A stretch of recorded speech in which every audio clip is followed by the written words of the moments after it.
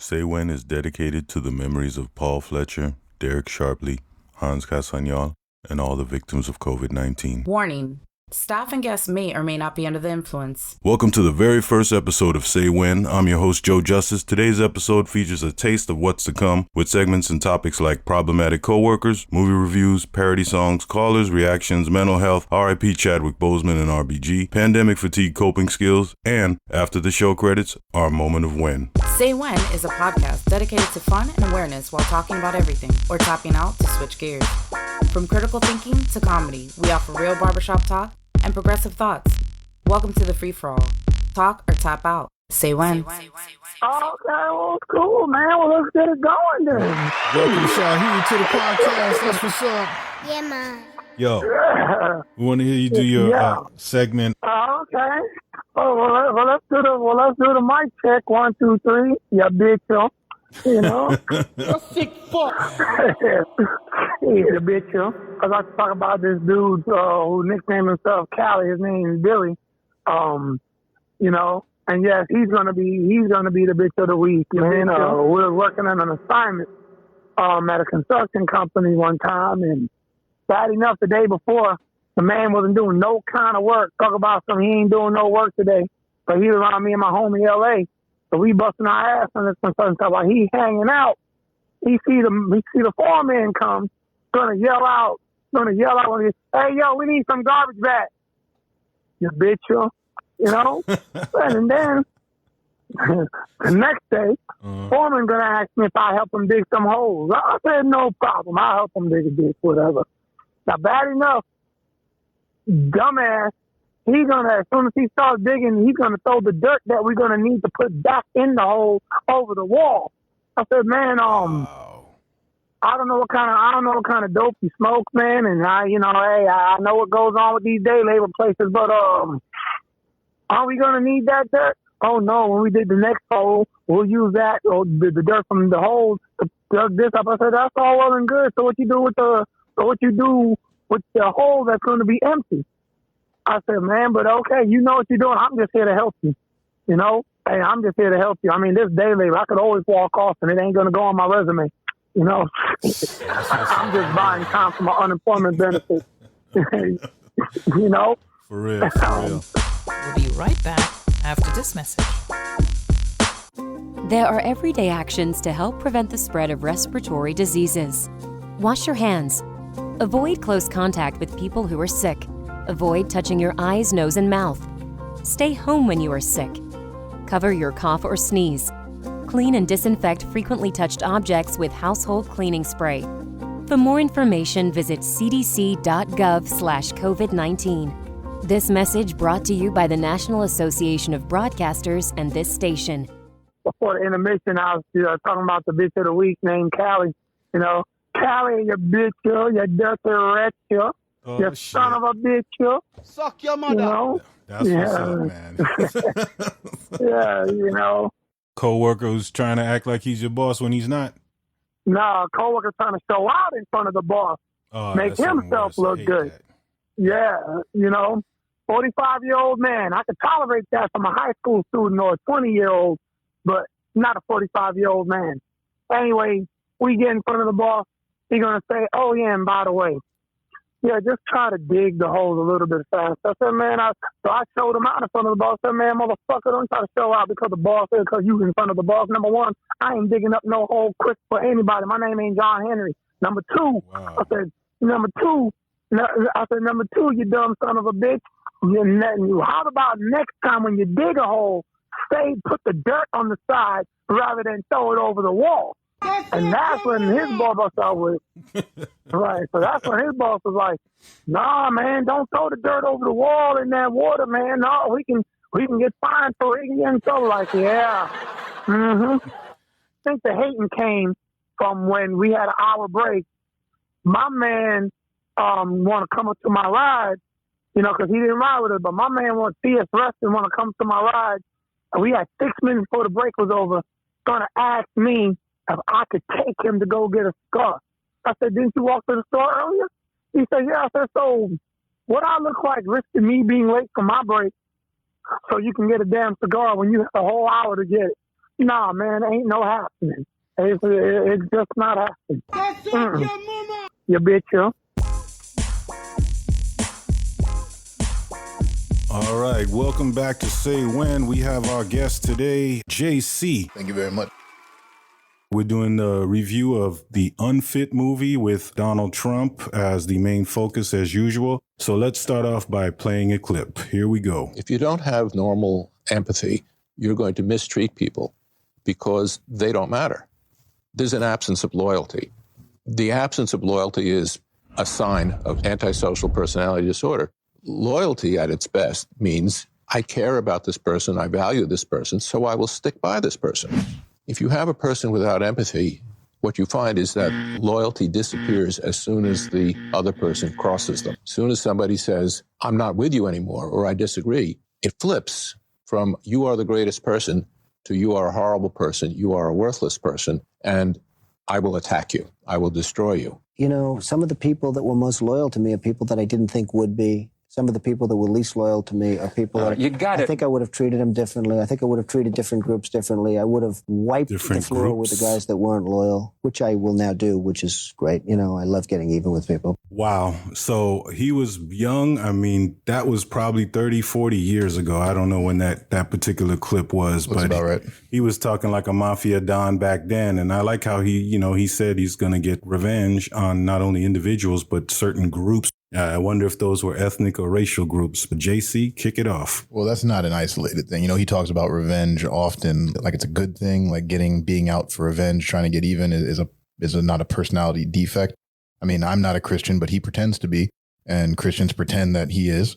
So, I mean, vengeance is mine. Is that not what I've been told was all about God? If anybody's going to seek vengeance, it should be him. But, you know, let's leave behind the hypocritical religious right. I think we know what a shameless hypocrites they've been revealed to be. Yeah. I just want to thought Justin Frank, and maybe we can get some audio of him later. Just the mustache alone is worth listening to this man. His observations on Donald Trump are just also very informative. Yeah, man, he made me look at Captain Crunch in a whole new way. There's a lot of respect. Triple Corona Crunch.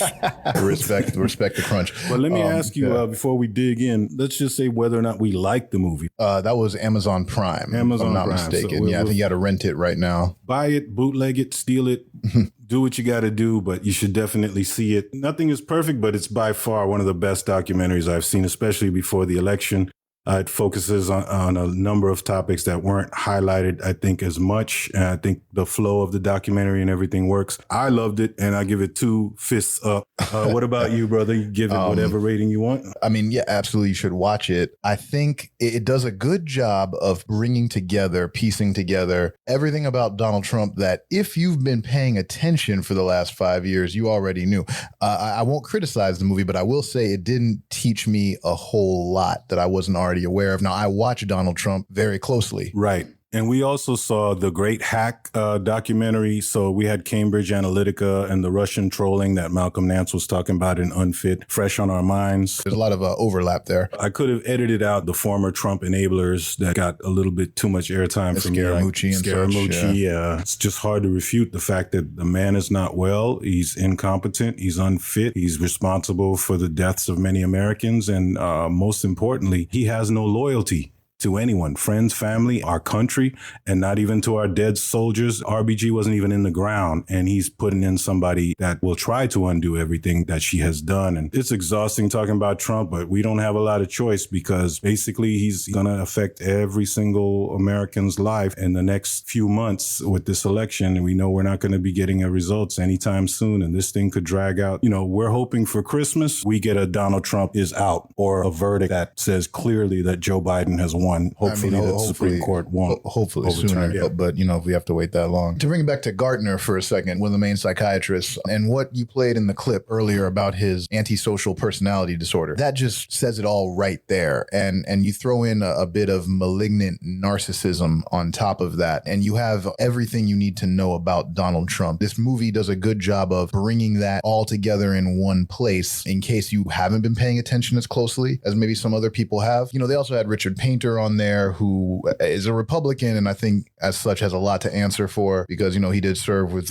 George W. Bush and in the Iraq War, to be the ethics lawyer in that White House. He at least never was a Trump enabler. And the Goldwater rule that they discuss about psychiatrists and mental health professionals should not comment on the mental health of someone they have not personally examined. And I think they did a very good job of refuting that and countering that with the duty to warn that I think is much more important than voicing their opinions on public figures. I think certainly Donald Trump gives any mental health professional enough information to know that either he is deeply delusional, I don't mean that hyperbolically, I mean possibly suffering from early onset dementia, or he is a pathological liar, or inability to distinguish reality. And I think that they're very correct in saying that you don't need to put somebody on a couch and talk to them for an hour or whatever to make that diagnosis. And I think they do a very good job of just dispelling that idea that that the psychiatrist shouldn't comment on a public figure that may be showing very dangerous signs of mental instability. Number one, of course, cognitively, we have someone who's really not functioning cognitively,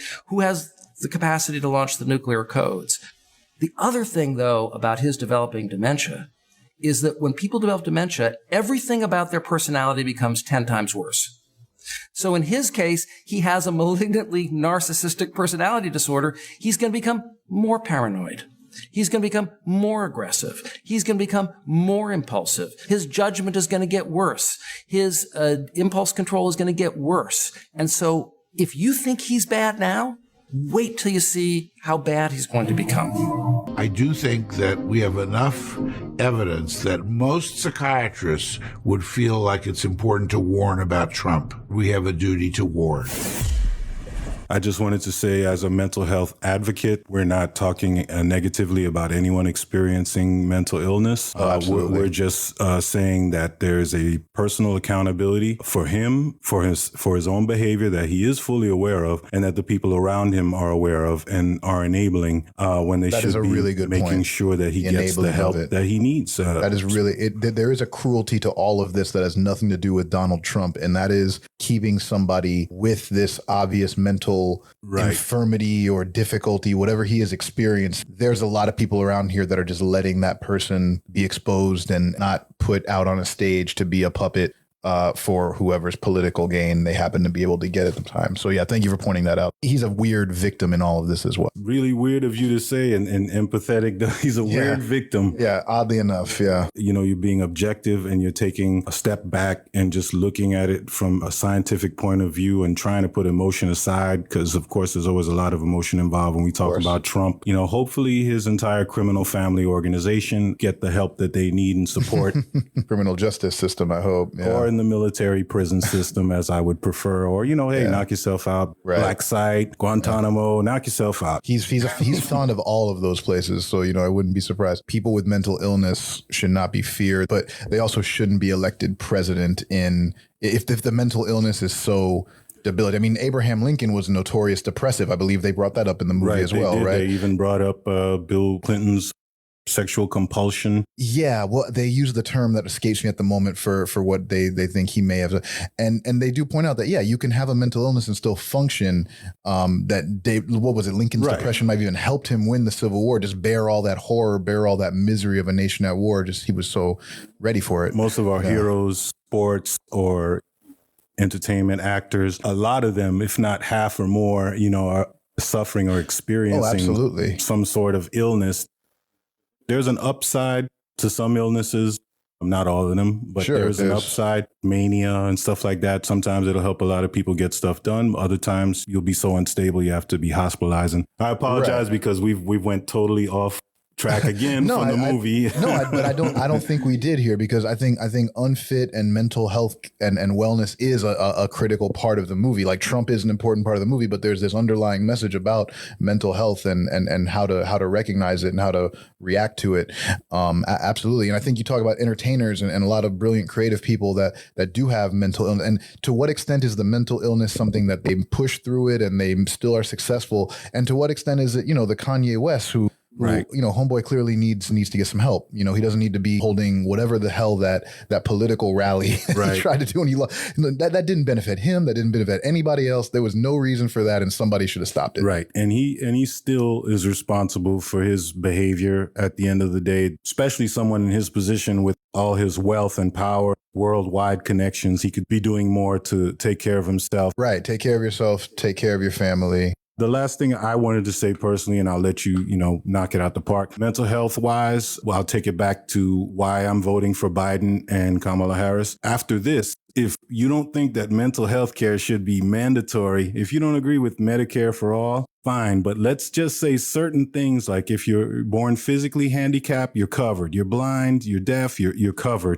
If you're mentally ill, you are covered. There's certain things, pre-existing conditions, especially corona-related, you're covered. For those people who are afraid to migrate into a system like Canada or Cuba or Western Europe, Australia, New Zealand, all these other high-functioning societies that we're way behind in. To add to that, mental health care is also not going to break the bank. Compare that to cancer treatment, compare that to Alzheimer's, diabetes, heart disease, obesity, all the things that we spend money treating people medically for.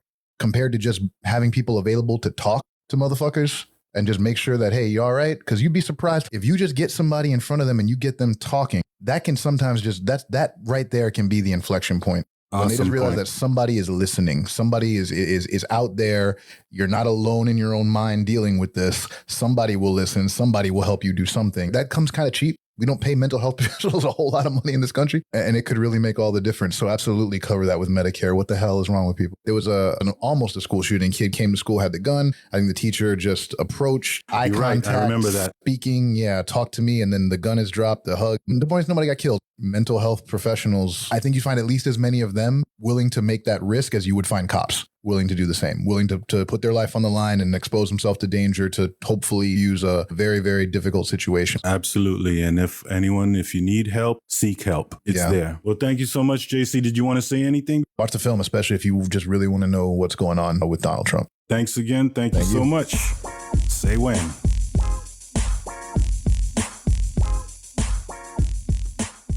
Hi, this is Raymond Dunn Jr., host of Shades of You podcast and the founder of Through Black Eyes Unfiltered podcast, and I listen to Say When. We got a song called Black Republicans, inspired by Kanye's Love Lockdown. Here it is.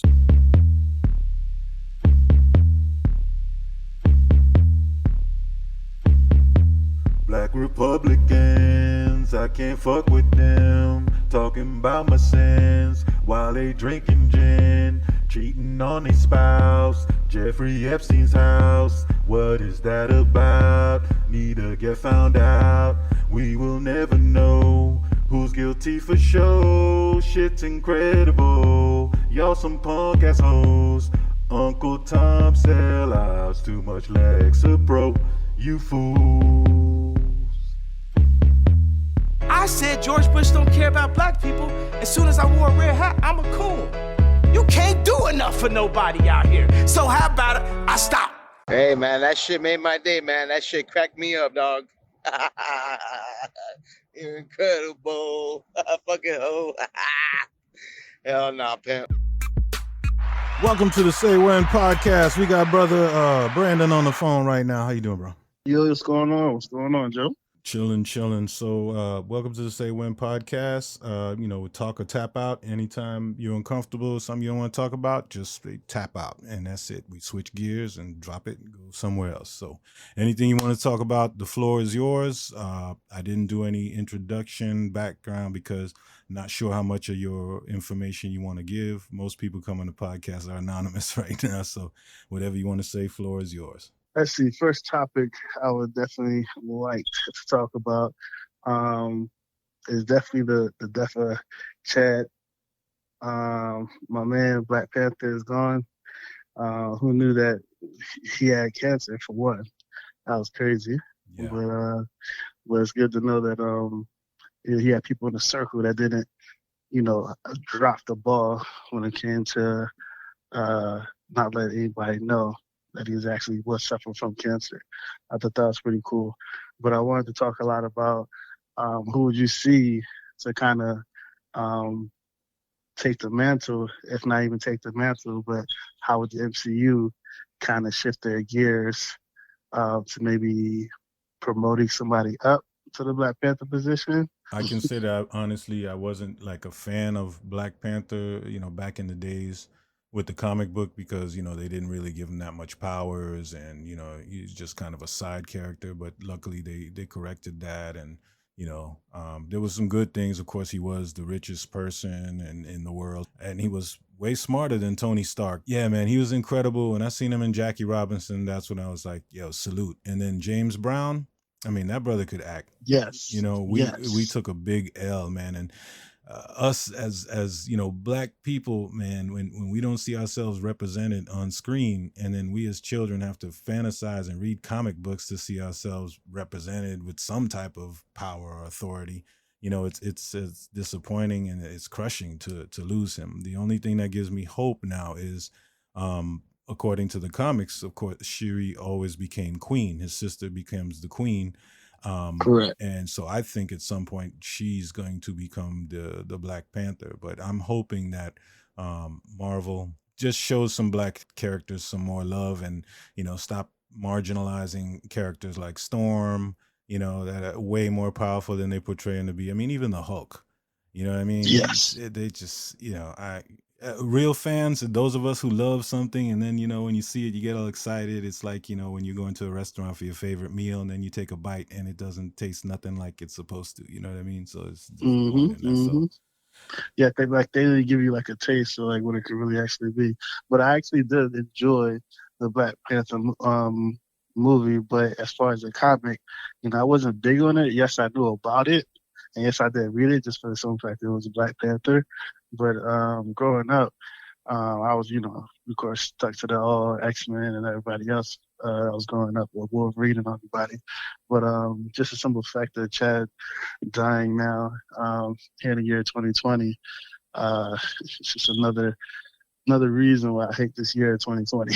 Yeah, everybody agrees this is like the worst, man. This is, they talk about all those doomsday movies, and who knew that 2020 would be a natural disaster caused by an idiot? That could be avoided, unlike the other environmental disasters that we have no power over, basically, except that we need to stop contributing to it. So, I mean, I don't want to get too deep because I'm pro-black, so I have issues with content for us not being created by us, that us not having creative control, whether it's about our history and slave movies or it's something like a comic book character that was created by a non-black person and right. As we know, didn't portray black people always in the best light, and it kind of overrode the Black Panther Party. So I'll slip in The Boys. I think that's an excellent and demented dark show, but I want to give props. I don't remember the brother's name right now, but he's wearing t-shirts. I know you're talking about. You're talking about straight Mother's up- Milk. Thank you. That's his name. Mother's 'Cause Milk. that's not a name that's gonna stick. Like what? Mother's Milk So for that sure. t-shirt, bro, Black Panther free food program. Like everybody needs to know that the free food program that's in the United States school system right now came directly from the Black Panther Party. You know what I mean? Facts. And it's just a lot of revisionist history. And I'm not one of these people that even in TV shows when I see all old westerns and all of a sudden all racism disappeared and the black cowboy's chilling with the white cowboy and they're treating the Chinese person fairly. I'm like, no. Let's keep it 100. That even took a long time to do too, though. Yeah. Just because you never seen like everybody, like the Indians, everybody savages or whatnot. So for a long time, it was just people straight, cowboys, Indians, and a lot of that. I don't want to say is really technically brainwashing, but when you really think about it, the cowboys, everybody always wanted to be the cowboy as opposed to the Indian, just because the Indian was the one that always ended up dead, and the cowboy was the hero.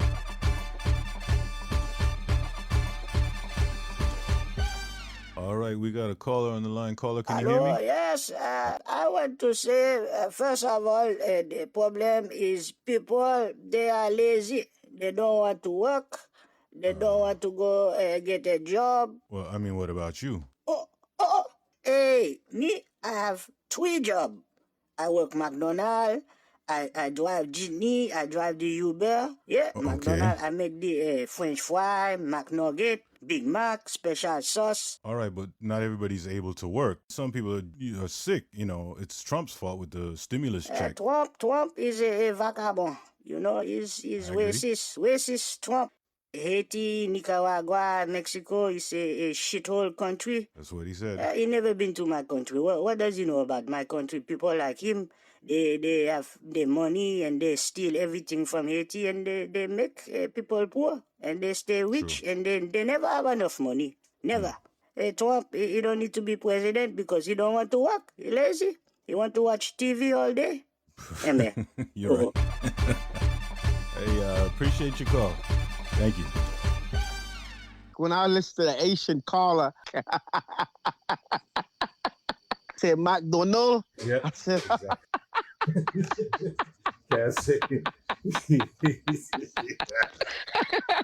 I thought about the only person I know that used to say that, McDonald.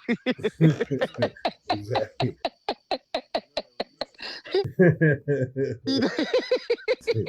Hey man, you're gonna have a bomb ass podcast, man. All that was just like perfect, man. It's gonna be a nice podcast. It's gonna be well put together. I mostly want to listen to your podcast because it's gonna be funny. Say when. Listeners, I know that it's rough out here dealing with this COVID-19. Everybody is trying to cope the best way they know how. But what I have done is I limit my intake of the news till about 30 minutes a day. That way I can get what's going on in the world as well as the weather. And then I just shut it off. Just know that we have faith and you have to have hope that everything is going to work out. We appreciate that. If anybody is experiencing, extreme pandemic fatigue and they feel like they're about to lose it, whether they're about to curse, someone out in their family or friendship circle, or they feel like they're about to get violent with somebody, are there any resources? Is there anybody that they can call or any organizations maybe they could try and reach out to? Well, the organization that I reach out to that helps me a whole lot is called NAMI, the National Alliance on Mental Illness. They have group right now. A lot of them are doing it virtually, and they're throughout the United States. They can help assist you if you're going through a situation or a time. You can have someone to talk to, and it's free. And there's some really great people there. Some of my best and closest friends I met at NAMI. That's what I would recommend. All right, thanks. Take care. You too. Bye-bye. Call the NAMI helpline at 800-950-NAMI. Or in a crisis, text NAMI to 741-741. When you go to the polls, you have many choices to make. Choices that impact you, the people you care about, those in your neighborhood, and across the country. Your vote also has the power to help people with mental illness. But with so many issues taking front and center on Election Day, mental health often gets lost in the noise. What if we told you you're already voting on mental health? When you vote on the economy, you should consider the local grocery store manager living with bipolar disorder. Mental illness costs the U.S. economy billions in lost earnings every year. Treatment and employment services help people with mental illness get work and stay in fulfilling jobs. When you vote for education, your vote affects the teenager thinking about suicide. Policymakers influence how our schools provide help and resources for students experiencing mental health conditions. A vote for health care impacts your neighbor who is struggling to get out of bed each morning. People depend on public and private health care coverage to get help, including the ability to find a mental health provider and access appropriate treatment. But mental illness affects more than just the people experiencing it. It impacts caregivers, including parents, children, and spouses, entire communities, the entire country. While 1 in 5 people experience mental illness, 5 in 5 people are affected by it. On Election Day, there will be many issues at stake. When you're at the ballot box, remember our children, parents, partners, and workers in communities across this country who are all counting on you to vote for mental health. Go to voteformentalhealth.org to learn more.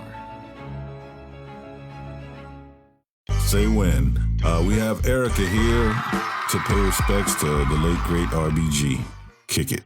Yes, she deserves a lot of respect. She did a lot for feminism. She was a feminist. She did a lot for civil rights, and she was a good person. Just in my opinion, she did a lot for everybody, didn't matter what race, what nationality, your sexual orientation. She just believed in humanity and people. And that's something that a lot of people have lost today. A lot of people have lost their morale. A lot of people are just interested in different political people. I won't say his name, but it all comes down to money, money, money. And it's like people need to step back and really think about what's really important in the world, because when you die, you can't take the money with you. And I think it's important to be a good person while you're here on earth. What have you done for yourself, for your family, for strangers, for animals, for the world? And I just believe she was a strong force to be reckoned with. Till the day she died, she was still fighting for the goodness of all people and equality. And people have lost that. And I think we need to go back to that. And it really disturbed me to see that, she's not even,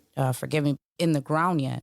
And we're already nominating somebody else. Like, nobody is replaceable, and I understand that they do have to eventually fill her place for her employment, I'll say, but still give time for her family, for people, for admirers to mourn her properly.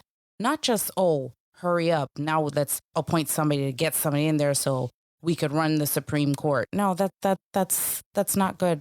People need to really step back and think about what's important to them. What are they showing their kids and their loved ones, their families, their employers, everybody?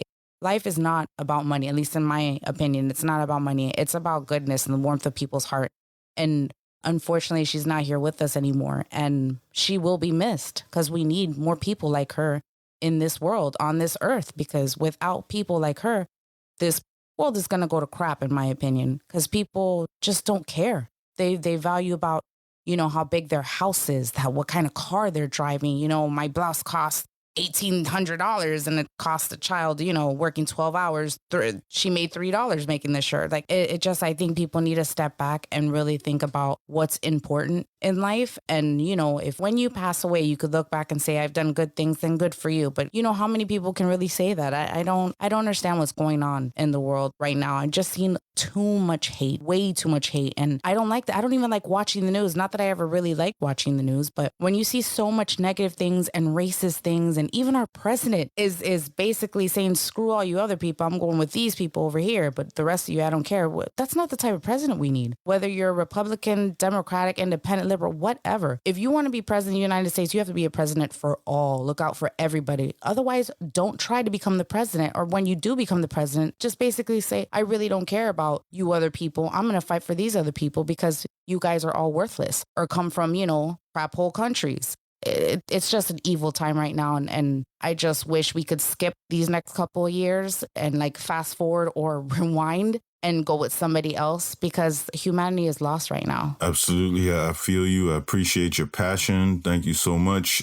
Thank you. I just wanted to say here at Say When that we do support the Equal Rights Amendment. It's way past due to become a constitutional amendment. And in general, our position is that women need to assume more positions of leadership. Women are not known to be sexual predators on the same level that men are. They're not known to be violent the way men are, aggressive the way men are. As a man, I have to take accountability for what other men are doing and, check them whenever possible. Like you said, it is very sad, but hopefully things will get back to normal. And when this cloud, this fungus, this Trump virus is gone, it's like, you and I have experienced a lot of hurricanes. It's kind of like after the hurricane where you put everything to the side and you just help your neighbor cut that tree in the middle of the street. And you keep it moving. It doesn't mean you become best of friends with that neighbor afterwards, but your humanity kicks in and everybody just comes together and helps out. And hopefully that's what happens. God willing. Once someone is sworn in. I won't say after the election because, we won't know. So once someone's sworn in, we'll see. Definitely. After their storm, there has to be some type of light, right? While I got you here, feel free. Was there anything else you wanted to talk about or anyone you want to even give a shout out or anything to? Shout out to my mom for always being a good, gracious, dainty woman who doesn't have a bad bone in her heart and in her body. I'll second and third that. Just love her. And to all my friends who have stuck by me with all my craziness and my brothers and my siblings who I love very much, and just the people who I've surrounded myself with. It's all about positive and love. We don't need any more hate. Yeah, there's a lot of hate in this world, and unfortunately, I'm going to have to carry the torch for hate and just keep hating on Trump because that's what I do. But I'm working on it. We need a woman in power. Kamala Harris just, and she's half Jamaican. Let her get in office and clean up real good. It's about time we need a woman. It's been men. It didn't matter what political affiliate. It's been men for too long. We need a woman to really help clean things up. Honestly, I think the majority of the problems in the country can be solved by whatever plan that these powerful, intelligent, smart women come up with. And the women I'm talking about in particular are Kamala Harris, Katie Porter, Elizabeth Warren, Nancy Pelosi. When they put their heads together, come up with plans and strategies. Did you see the Senate hearings when, Kamala was tearing Brett Kavanaugh a new one? I should say Senator Harris. I apologize. I'm looking forward to it. And shout out to SNL for Alec Baldwin's Trump impression. I'll never get tired of that. Never. That's a good one. That's a good one. It is. Shout out to coffee. Good quality coffee. Yes. I need it in my life every day. That's right. So I usually close the show with words of wisdom. I'll start and then feel free if you want to jump in afterwards. My closing words of wisdom is drink plenty of water, stay hydrated, take your meds on time every day, and COVID don't play. Mask it or casket, social distance or non-existence. You want to say peace out, blackout? Yeah, peace out, y'all. All right, thanks again for coming. Thank you. Thanks to our special guests, Erica, Shahid, JC, Elisa, Kaz, Jean, and Brandon. We'd like to send a special thanks to everyone at Tipwell Media and Kijik Multimedia. Please support Screen Heat Miami Podcast, Through Black Eyes Unfiltered Podcast, and Shades of You Podcast. Music by Iron T. Hawk and Chief Smacker. Say When continues next week with an exclusive interview with the VP Debate Fly, Fast Food and the Furious, Unpopular Opinions, movie reviews, parody songs, Dr. Real, CMJ from Germany, Fast Eddie, Damien, and more. Remember to email your questions and feedback to officialsaywhenpodcast@gmail.com and follow us on Twitter at SayWhenPodcast. And if you're a resistor, follow me at JoeJust_us. And now, our moment of when.